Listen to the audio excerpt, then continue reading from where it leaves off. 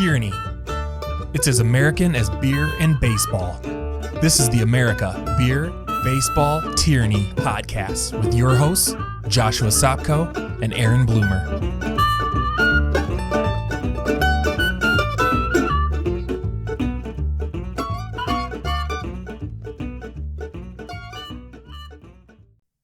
Hello, Josh. What's up, Aaron? I love that shirt, bro. Look at this. And the Fed.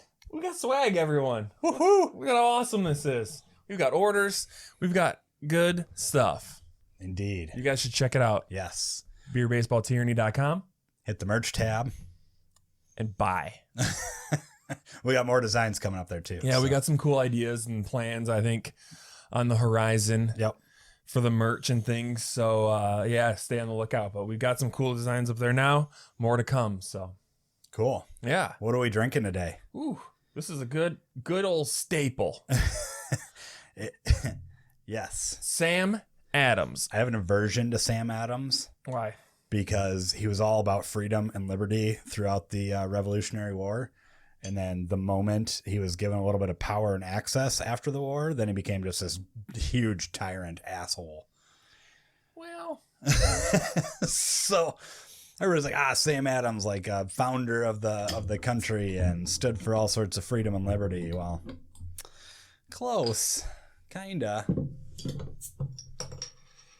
Makes a good sound when it pops open, though. cheers. Yeah. So this is Sam Adams Boston Lager. Distinctively complex and balanced. They're kind of their flagship model. Okay. So yeah, overall, I think, yeah, it's what they hang their hat on. So it's a good beer. Four like ingredients, painstakingly chosen. I like the Sam Adams on the signature on the bottle. That's kind of cool. Jim Cook's always kind of the founder of Sam Adams is a kind of a quirky, cool guy. Okay. So, yeah, good company. Cheers. Cheers. Liberty cheers. Liberty cheers indeed. As Josh is going to steal my money on our topic today. I will steal nothing that you don't voluntarily provide to me based on the value of its worth. Okay. So interesting topic. I think this is a little different than what we've kind of talked about previously. So I'm excited to talk about this, but it's also very relevant. It is, yes. In this COVID era. It is. This is relevant and comes up en masse every time there is a major emergency, whether it's a hurricane, a tornado, global pandemic, anything like that. You run across this. What is this? Price gouging. The unofficial term for charging what a product is worth based on its limited supply in that given point in time. So an economist maybe would say it's the law of supply and demand. And they would also say that it's necessary and a needed thing to support society. Price gouging is good for not only the economics, but for the supply and the ability to get product in the hand of people. So the theory or the practice of price gouging obviously has a negative connotation to it, but it would be that, let's say, in 2020, April 2020, there's a shortage of masks. Mm-hmm. And so the theory of price gouging would say, I could put this mask that I bought at wholesale for $1 and I can sell it for $35 if somebody will pay for it. Yeah. Well, somebody will pay it. And some people say, whoa, normally on a normal day, you would sell this mask for $5. Right. And you would make a healthy profit. Everybody would get what they want and we're happy. Why can't, in these times where these masks are in short supply, why can't you just sell them for $5? Why do you have to sell them for 30 or whatever that hypothetical number is? Right. Because you're a terrible person.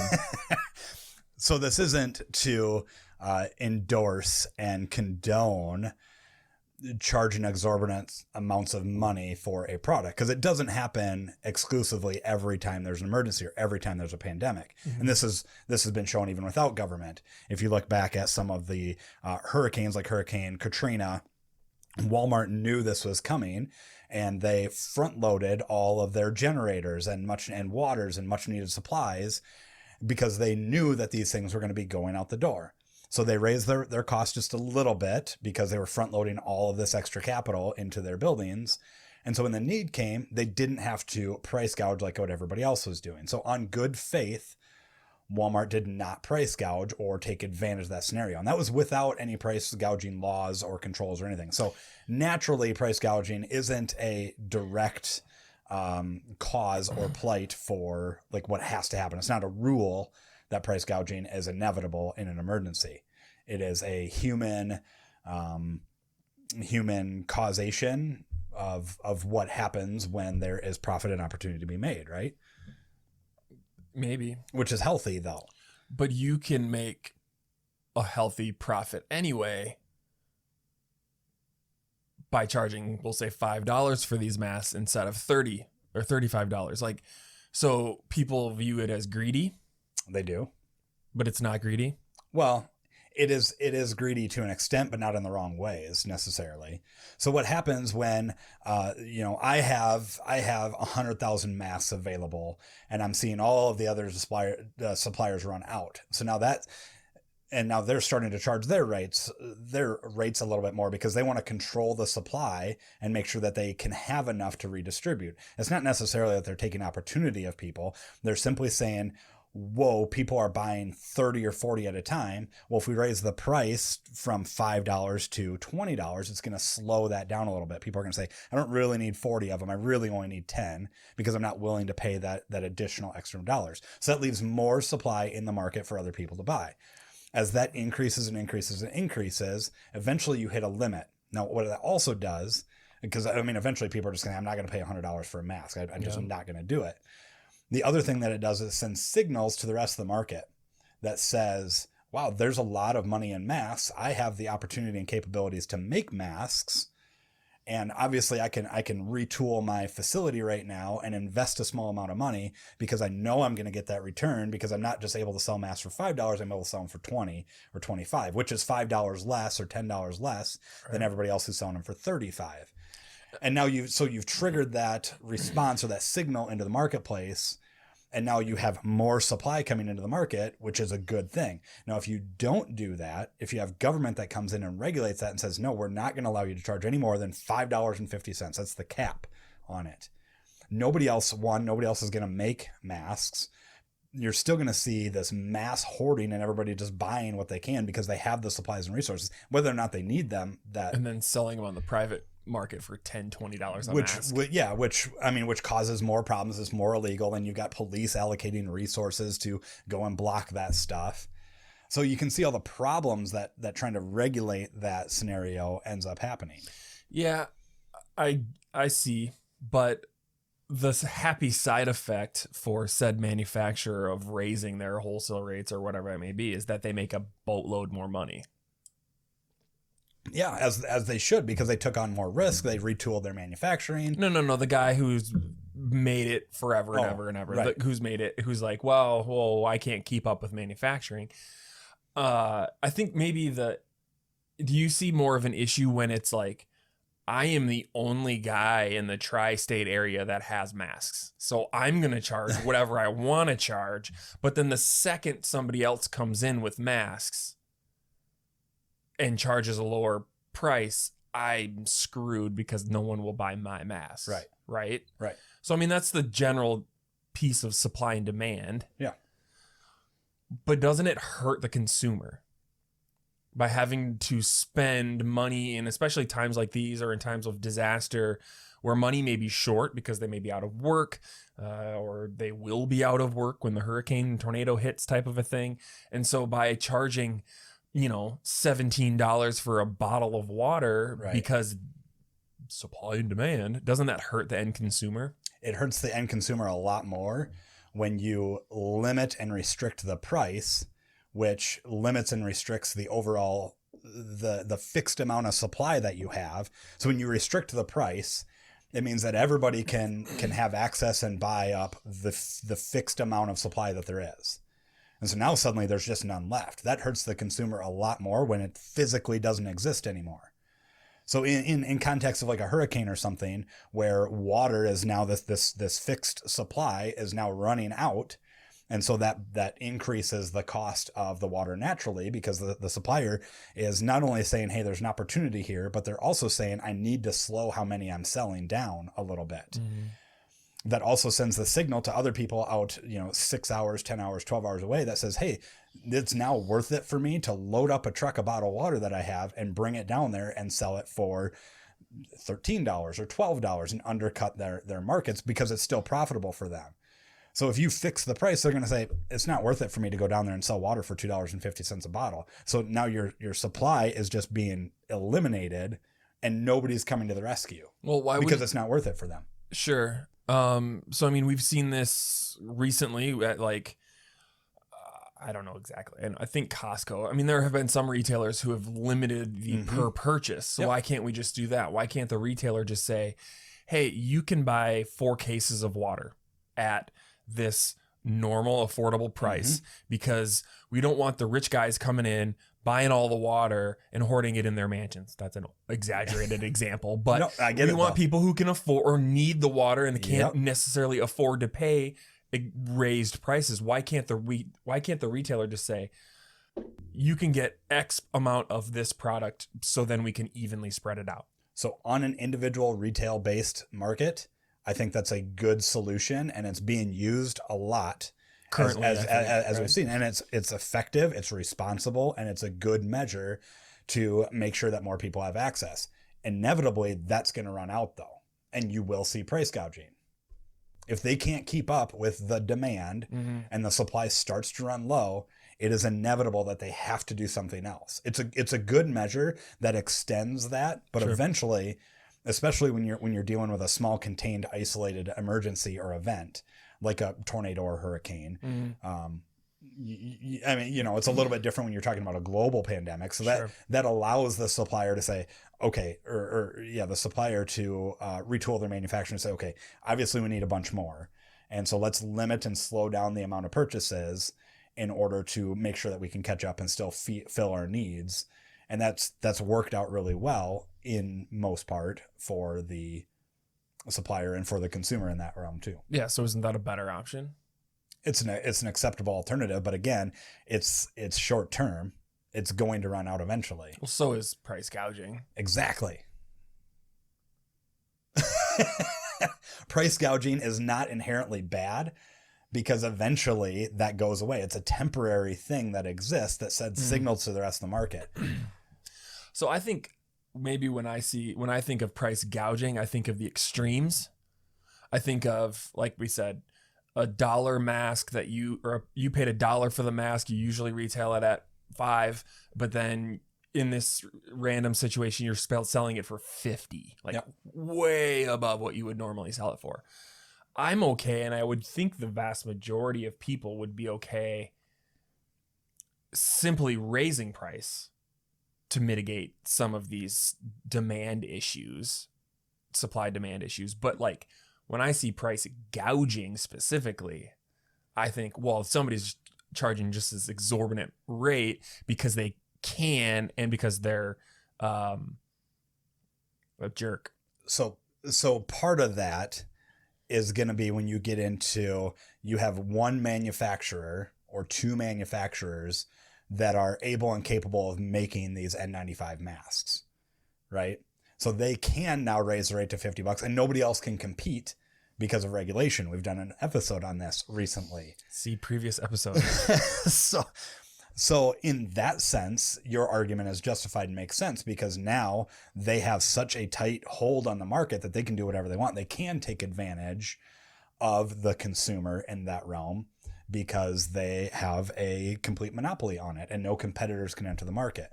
As long as people are willing to pay $50 for a single mask, and as long as there are the ability for other competitors to come in and either make masks or provide masks to people, that's going to be a temporary gain because that $50 sends signal to everybody else and said, I'll sell them for $45. And you get somebody else says, I'll sell them for $40. And as soon as that supply comes in, because without that signal, nobody else is going to deem it worth it or necessary.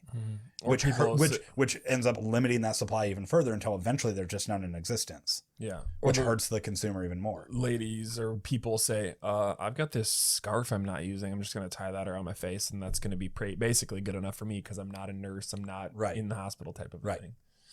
And at some point, I mean, price gouging, really, you see it the most with like the basic necessities of life, water specifically, or gas. You know, you need gas to get around, and emergency services need gas. So when the supply runs out, that becomes a really big problem. Yeah, I remember 9/11. Right.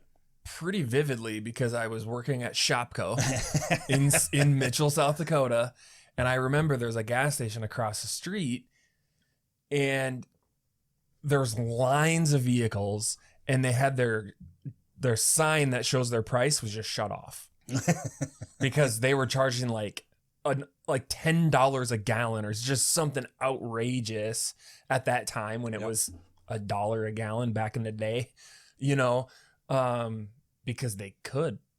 But also too, probably, I mean, I get that point of like, well, the line of people, they were going to run out. Right. But I don't know. I guess I would say maybe it's better to restrict the gallons of gas purchase per person versus charging $10 a gallon.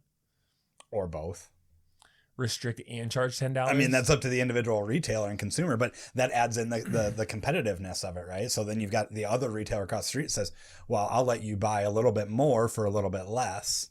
Yeah. And as long as the resources are available exist, because again, the second that supply gets limited or restricted or isolated, that price has to go up in order to send a signal outside of that zone that says there's an opportunity for us to go in and make money and compete against these people because now it's worth it.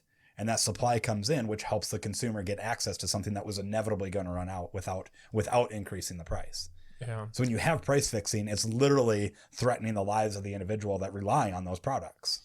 Yeah. I think it's interesting too to think about from the retailer standpoint. Like I just thought of this, like with the gas, you know, they don't know if they'll get more gas. Right. So like they could be saying, shoot, like this happened. I don't know what's going on. Everything's going to be halted for a while. Nobody's going to be able to travel. I mean, in that specific situation, you know what happened? They're like, I might not be able to fill up my tanks for a month. And then we're out of business for a month. So I better make money now. It's a little bit of a survival mode too. And I can't fault a business owner who's in survival mode.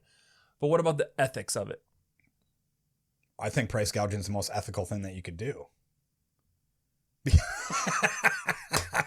Because were you expecting that answer, ladies and gentlemen? Because again, it's the only way or the most acceptable way in a free market environment where you can send that signal to get more supplies to that area. Without it, it's just going to run out and people are going to be hurting a lot more because it physically is inaccessible. It doesn't exist in that zone. So you are betting on a long-term solution. Price gouging is a long-term answer. I mean, within weeks. But with the price gouging, you from an ethical standpoint, you are hoping the product runs out. Because if it doesn't run out, and you keep selling it at this higher rate, you just look like a dickhead. Well, sure. And then you end up with the basic principles of consumerism where people are going to say, you're a dick, I'm not going to buy from you anymore. Maybe. I mean, again, I bet Smithfield doesn't go out of business. But again, we saw Walmart front load because they expected and they saw it was going to happen. So they front loaded it so that they wouldn't have to price gouge on an ethical standpoint. I've heard our local grocery stores are raising prices and things. I don't know. I mean, if their supply is running short and limited, then the responsible thing to do is to raise the price so that other people will come into the market and say, I have supplies that I can give you, that I can sell to you, because now there's an opportunity that makes it worth it that wasn't worth it before. I mean, it's just simple economics. And when food runs out, if we kept the price the same and the food runs out and everybody says, well, I could have made it, but it just wasn't ever worth it for me. That's irresponsible to the cause of the consumer as a society. Maybe. unless you just want government to run the whole thing. And we have bread lines. Bread lines and cheese lines. East Berlin. Let's do that. It's easier. Okay. In every scenario, what about the poor people? Yeah. Price gouging hurts poor people. So when all the product is gone and all the supply disappears, then everybody is hurting and suffering. Mm-hmm. Because realistically, nobody's keeping, in addition, if you keep the price fixated, then the more well-off people just buy more than what they actually need, which takes it from the poor. So you're just saying the poor will just be screwed no matter what? No. When have we seen poor in our country, in a modern society, dying on the street from limited access to water? Flint. I don't know. That's because the water would light on fire. Regulation has screwed them. Poor Flint. But Flint Town is a great documentary, by the way. If you guys want to document I watched half of it and then I stopped for some reason. I can't remember. But when it comes to the poor, again, price gouging takes away the ability for the rich and the more well-off to buy more than what they actually need, and make sure that stockpile it. It makes sure that the resources that they're buying are actually allocated. They're not buying bottled water to wash their dog anymore. They're buying it to drink. So they're making sure that they're not wasting it. Is that a thing? If people buy bottled water to wash their dog? Yeah. What? In a crisis scenario, these people need to wash their dogs, so they'll buy. I'm saying that they would have the resources if water if water stayed at $2 a bottle. They're saying, well, I got to wash my dog. Wash my dog in Evian. I want to take a bath 3 times a day, and there's no access to water out of my tap, so I'm just going to buy it at $2 a bottle and use it for resources that I don't really need. So that's another advantage of price gouging that we didn't mention either. During a hurricane, plywood was another thing. Plywood goes in short supply because everybody's trying to board up their windows. Well, so the guy with a mansion, the millionaire, who wants to protect his house, is buying up all the plywood. And he also says, well, I've got, my guest room or my guest house. I've got a tool shed out back. I want to put plywood on all that stuff. Well, when the price skyrockets, they say, well, I really just need to protect my main house because I'm not willing to spend so much money. So now that allows the less off people more access to the plywood that's there to be able to protect their essential assets and their homes. So, I mean, because otherwise the millionaire people are just going to, they're going to board up all their stuff, and that takes the resources away from everybody else.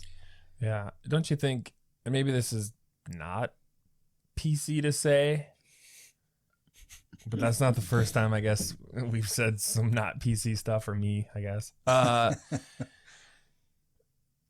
The poor people or lesser off people, basically in any situation, have to rely on the goodwill of other people.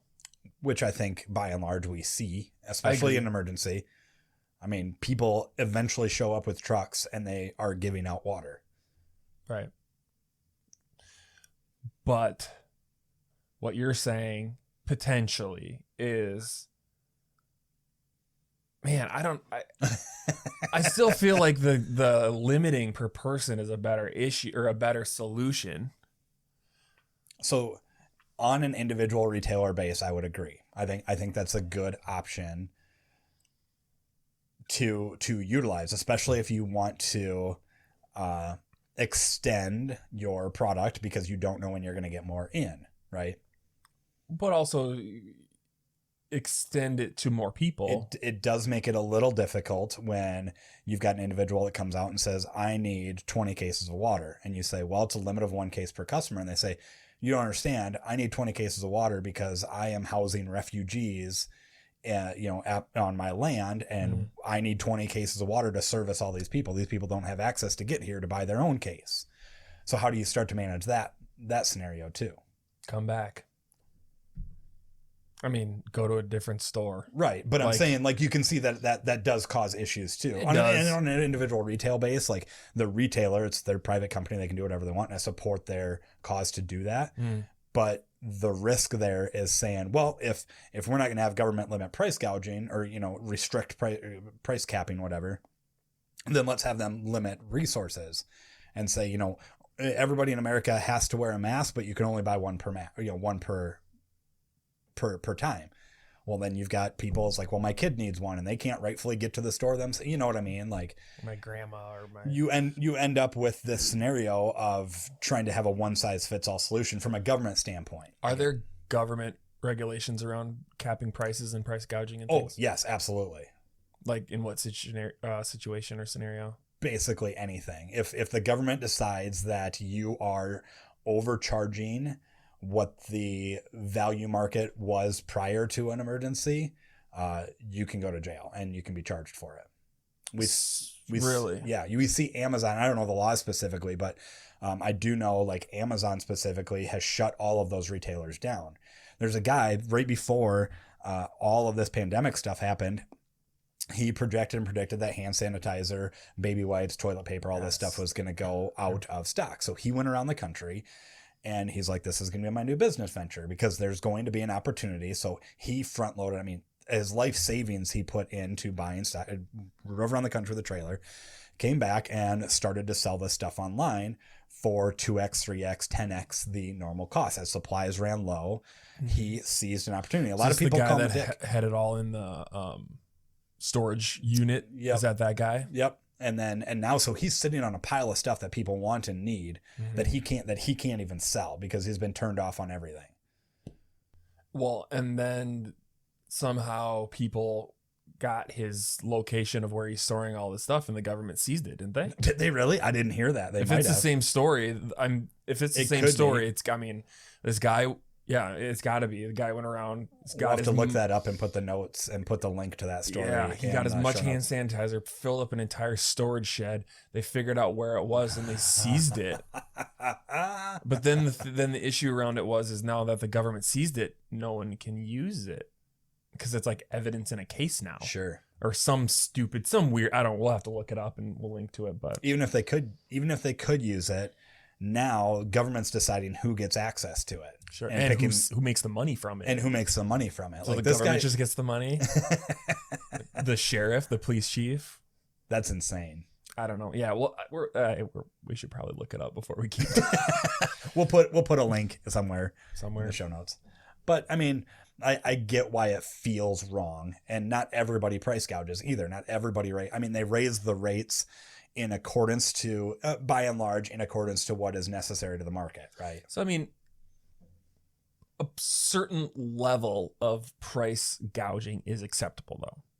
Yeah. By law, by the government. I mean, I don't know what those controls are. Exactly. Yeah. Like, I mean, Hy-Vee goes and increases there, and this is theoretical, but I don't know this is a fact, but during these times, let's say they increase their price of a loaf of bread by $1, because, you know what I mean? Like, that's supposedly okay, but if they would increase it by $10 a loaf, like that's probably wrong. I don't know. Then who decides that? And well, the consumer ultimately decides it. The consumer would walk into Hy-Vee and look at that and say, I'm not paying $10 for a loaf of bread. Yeah, I mean from like a legal standpoint, right. Like who decides, oh wait, you can mark it up X amount, right, but not Y amount. Yeah. And if you mark it up anything over whatever, you're arrested and we seize all your stuff and you go to jail. Like that seems weird, but I don't know. Price gouging is good for society. I mean, I understand it from a supply and demand standpoint, and I think there is a happy medium. But also I do understand, and I think free market should always decide. Right. If some guy wants to try to be a dickhead and sell it for 10x or 50x or whatever it is, don't buy it. Ultimately, the consumer is going to make that decision and that choice. Right? Because somebody's going to come out with something better. Exactly. Or different or more effective. And without that signal, without that price signal, that doesn't have the opportunity to happen. Look at all these people who are, they're all over Facebook now, who are out there making their own face. This is a face mask example, but making their own face masks, and they're like, who wants one? Yeah. And they are making them out at home with their own money and their own supplies, and they're buying their own fabric, and they're giving them out to whoever they want. If you want a face mask right now, you can get one for free because there are so many people out there. But also, if you want a face mask and pay $50 for a face mask, I'm sure there's some asshole out there that'll sell it to you. Yep, for sure. So good stuff. I think it was interesting. It is, and it's good to explore the argument at least and understand where price gouging comes from, why it's important, why it's necessary, and why it's needed. Whether you agree with it or not, Sure. At least you have the perspective as to where the argument, the concepts come from. You know what's not overpriced? Booze. This beer. Right now, until we get into Prohibition again. That'll be a fun episode too, talking about Prohibition. But this is good. I just started, this is related, unrelated, but I just started American History Tellers. They're doing a Whiskey Rebellion series, which is really, really interesting. That should be good. So learn all about the tyranny of old Washington during the Whiskey Rebellion. And Hamilton. Oh, Hamilton.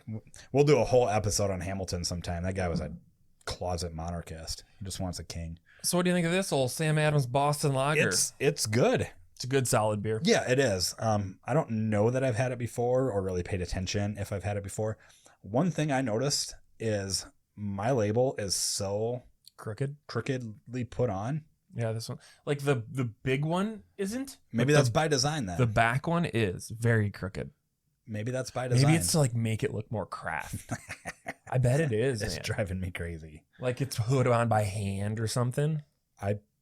I label all of our products in our store pretty much by hand right now because we're saving up money to buy a machine labeler to run our labels through. And I would probably just throw this entire bottle away. But it must be by design because yours almost identical. It really is. 4 ingredients, painstakingly chosen. Every year we travel to Bavaria to hand select Hallertau Mittenfrüh hops in the high American plains for the finest 2-row summer barley. We cultivate our own lager yeast, and I personally sample every batch. All of our hard work goes into brewing this distinctively flavor and complex beer for you. Do you think that's true? What's that? That they go to Bavaria and pick out their hops every year, and then he tries every batch. So I've always been curious about that. He's crazy enough that I think so. Sure. I mean, there's commercials with him where he'll like, and I get it, but like, I don't know. The PR team probably like, hey, we're going to make a commercial. You doing this one time, right? So you never have to do it again in your whole life. I mean, whether it's him, you know, that travels, or if it's like his team, I'm assuming he probably, his head brewer and stuff like that, probably do that maybe now. And maybe he's just, I don't know. Invested that much into it. And when you brew beer on a scale like these guys do, to taste every batch is like, I get it, it's a lot, but it's like you're drinking a lot of beer anyway, right? So just to walk in and like, I don't know. I think consistency in beer brewing is a trick anyways. Oh yeah, for sure. So yeah. What's your Liberty Stein rating? Yeah, I'm gonna give this a 4. I'm a good 4 too. This is a solid beer. I typically am not a lager guy, although I'm kind of coming around to more of that medium style. I typically more like usually a lighter beer, but this is good flavor to it. It is really good. I like it. So I'm gonna give it a 4 Liberty Steins. 4 Liberty Steins. Distinctively complex and balanced. I would agree with that statement. Yeah. Good. All right, everybody. All right. Thanks for watching. Thanks for listening. Check us out. We're not going to price gouge our merch. We actually have really affordable merch, if I do say so myself. $15 t-shirts. That's pretty cheap. Yeah, it is. It is. So check us out, beerbaseballtyranny.com. Good conversation, man. Yep. See you later. Bye. Thank you for listening to the America Beer Baseball Tyranny podcast. You can find us online at beerbaseballtyranny.com and on Facebook and Twitter at ABBT Podcast. You can view videos of our episodes on our website and on YouTube, and you can listen to them on your favorite podcast listening platform. Our theme music is Not Drunk by the Joy Drops. Until next time, friends.